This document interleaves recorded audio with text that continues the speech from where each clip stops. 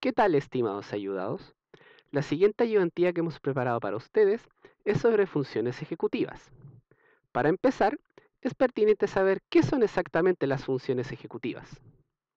El término funciones ejecutivas fue usado por primera vez por la neuropsicóloga norteamericana Muriel Lesac en 1983, quien lo define como aquellas capacidades para llevar a cabo una conducta eficaz, creativa y socialmente adaptada. Sin embargo, un paso previo para comprender del todo el término ya mencionado es saber qué son las conductas automáticas. Estas son parte de la secuencia de acciones que son previamente aprendidas y que funcionan como respuesta preestablecidas frente a estímulos de origen externo familiarizados. Además, estas pueden ser controladas temporalmente. Ejemplo de esto puede ser cuando estamos acostumbrados a ingresar al campus por filosofía, pero un día cuando estás a punto de entrar, te enteras que hay un paro de funcionarios y tienes que dar un nuevo plan de acción para entrar al campus, como por ejemplo golpear al guardia, saltar la reja o buscar otra entrada. Las conductas automáticas son coordinadas por las funciones ejecutivas por medio de nuevas exigencias intrínsecas. Ejemplo de esto es cuando tenemos que hablar con alguien, pero en verdad no queremos hacerlo. O también de exigencias del medio, planificando, monitorizando y concretando conductas que permitan solucionar el conflicto o conseguir una meta anteriormente establecida de forma más óptima. Siguiendo adelante, nos encontramos con las principales funciones ejecutivas, teniendo la actualización y adaptación a cambios contextuales, la cual implica enfrentar y resolver contingencias o conflictos. La toma de decisiones y coordinación de nuevos patrones conductuales, donde los patrones serán de tipo conductual y nos permitirán conseguir un objetivo ya establecido. La monitorización de la conducta, que se encuentra en ejecución con el fin de prevenir acciones inapropiadas en un contexto específico, como por ejemplo quemar a tu guagua en el juego de los Sims o asistir con traje de baño o bikini a la iglesia. Y por último, está la función de gestionar y asociar información, tanto visual, motora, némica, con el fin de planificar. Esto quiere decir distribuir estratégicamente los recursos atencionales en más de una tarea o mantener la atención enfocada en una misma tarea por un tiempo prolongado, lo que se conoce como atención dividida y atención sostenida. Un ejemplo de atención dividida puede ser ir manejando, lo cual de por sí significa poner atención tanto al camino como a los posibles peligros de ese y mirar el teléfono al mismo tiempo. Un ejemplo de atención sostenida puede ser cuando nos ponemos a estudiar de cabeza para la prueba del hermoso ramo de neurociencias cognitivas a última hora. Gracias a estas funciones, es posible caracterizar una conducta ejecutiva más dirigida o controlada de forma voluntaria, lo cual otorga una mayor flexibilidad en la adaptación a los estímulos externos y con ella una mayor dependencia de estos.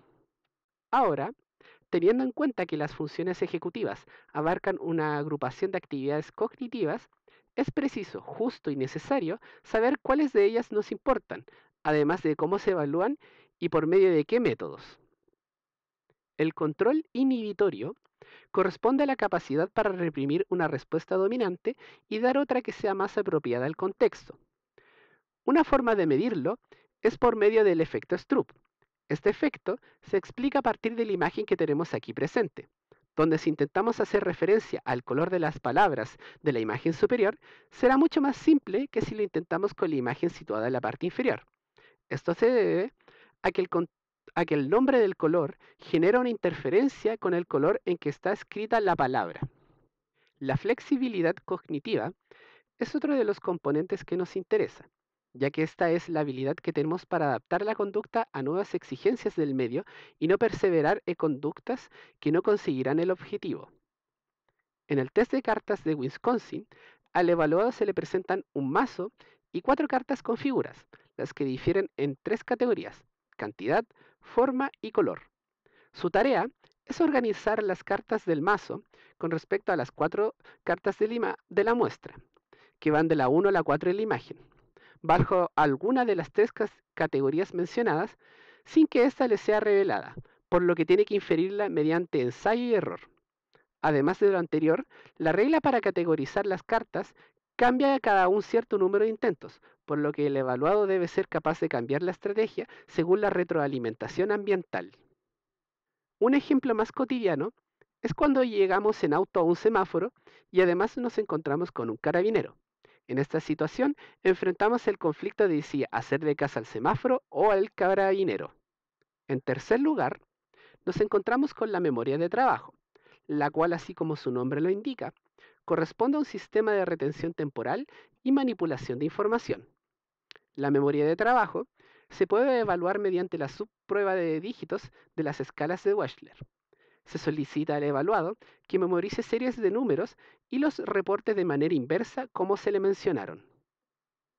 Otro ejemplo es cuando salimos de casa y olvidamos algo, como las llaves, y debemos devolvernos teniendo todo el tiempo en mente que lo que nos debemos de volver a buscar son las llaves y no otra cosa. Al final, nos encontramos con la planificación y toma de decisiones, referida a la capacidad para desarrollar metas, estrategias, desempeño, para monitorear y generar soluciones. Eso se traduce en el proceso final de organizar e integrar conductas que sean necesarias para lograr una meta u objetivo. La Torre de Londres evalúa planificación y resolución de problemas de alto orden al solicitarle al evaluado que organice los aros en las varas de madera de una forma determinada, con el menor número de movimientos posible y siguiendo ciertas reglas. Continuando con el tema, una de las zonas encefálicas que juega un rol fundamental en las funciones ejecutivas es el lóbulo frontal. Este en neurología clásica fue llamado lóbulo siliente por la dificultad de identificar sus funciones. El lóbulo frontal, al igual que otras áreas de nuestro cuerpo, se desarrolla con el paso del tiempo, cambiando su estructura. Entre estos cambios se puede evidenciar un mayor volumen de sustancia gris y blanca y aumento del grosor y densidad cortical hacia la adolescencia. El lóbulo frontal tiene un rol fundamental en la formación de objetivos y metas. También es partícipe en el desglose, que comprende el separar estos objetivos o metas en secuencias de acción necesarias para su consecución. Así como podemos ver en la imagen, el lóbulo frontal participa en la creación de modelos neurales de una realidad como prerequisito para algo que suceda. Luego, la corteza prefrontal dispone fines y objetivos y luego fecunda planes de acción para realizar dichos fines. Luego selecciona habilidades cognitivas necesarias para realizar el plan, las coordina y las aplica en un orden correcto. Finalmente, la corteza prefrontal es la responsable de evaluar el éxito o el fracaso de las acciones en relación con las intenciones. El lóbulo frontal se puede clasificar en corteza precentral y la corteza prefrontal. Aquí la corteza prefrontal se divide en varias regiones, teniendo el área prefrontal dorsolateral, medial y orbitofrontal. En primer lugar, tenemos el área prefrontal medial, la cual se encuentra asociada con el control de la atención y la planificación. Se ubica en el área 8 de acuerdo a las áreas de Brodmann. En segundo lugar, el área dorsolateral guarda una estrecha relación con las funciones como memoria de trabajo, razonamiento y comprensión de situaciones. Se ubica en las zonas 9, 12, 45 y 46 de Brodmann. Por último, pero no menos importante, el área orbitofrontal se asocia con un gran número de funciones ejecutivas de autorregulación y de self-awareness o conciencia de sí mismo. Se ubica en las zonas 10, 11 y 47 de Brodmann. Cuando alguna de las áreas anteriormente mencionadas es dañada o, en otras palabras, sufre de alguna lesión, se produce un síndrome prefrontal específico de la zona dañada, ya que se asocian a diferentes síntomas cognitivos y conductuales. Dentro de estos síndromes podemos encontrar el síndrome de tipo disejecutivo, que se caracteriza por una disfunción intelectual como resultado de un trastorno de las siguientes funciones: disminución del juicio, planificación de la conducta y autocuidado. Además, se presentan dificultades de programación motora, fallas atencionales y en memoria de trabajo. Y por último, en perseveración de errores. ¿Y qué me refiero con perseveración en errores? Pues en repetir una conducta a pesar de que esta no resultó y no va a resultar, o sea, que no va a conseguir su efecto final. Por otro lado, el síndrome orbitofrontal o de tipo desinhibido presenta un mayor componente emocional que el síndrome mencionado con anterioridad y se representa por una desinhibición de la conducta y de alteraciones de la personalidad. La desinhibición se relaciona con un desajuste a las normas sociales, ser impulsivo, agresivo, distraído y presentar labilidad emocional. Básicamente, ser un Homero Simpson. Por último, tenemos el síndrome de tipo apático, que como lo indica su nombre, se representa por la apatía y la abulia. La conducta se caracterizaría por aplanamiento afectivo, enlentecimiento del pensamiento y respuesta, disminución de la espontaneidad, fluidez verbal, de la prosodia y movimiento. Una lesión bilateral podría causar incluso mutismo asinético, que es la incapacidad para moverse o hablar, o un síndrome abúlico asinético, donde hay una pérdida tal de la motivación que se carece de movimiento y actividad a menos que se sea impulsado a ello. Dado el problema que supone delimitar, caracterizar y describir las funciones ejecutivas, se han propuesto diferentes modelos para poder estudiarlas.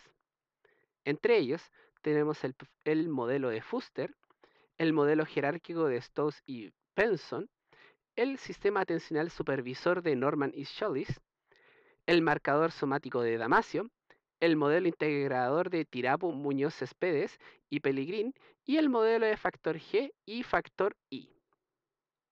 Sin embargo, para efectos de esta ayudantía, solo profundizaremos en este, que es el marcador somático de Damasio. Este modelo intenta explicar el papel de las emociones en la toma de decisiones y su relación con las funciones ejecutivas y el papel de los lóbulos frontales. A modo de conclusión, las funciones ejecutivas cubren una serie de habilidades que incluyen iniciar, controlar, detener una acción, usar información de forma flexible, organizar, etc. Estas se enmarcan dentro de sistemas que se relacionan de manera dinámica, por lo tanto son de gran relevancia para nuestra vida. Así como lo mencionan Muñoz, Céspedes y Tirapu, la reducción o pérdida de estas funciones afecta la capacidad del individuo para llevar una vida independiente socialmente asociada. Bueno chicos, esta ha sido la ayudantía de funciones ejecutivas. Esperamos que les haya quedado todo claro y en caso de cualquier duda pueden consultarnos por medio del foro de cursos.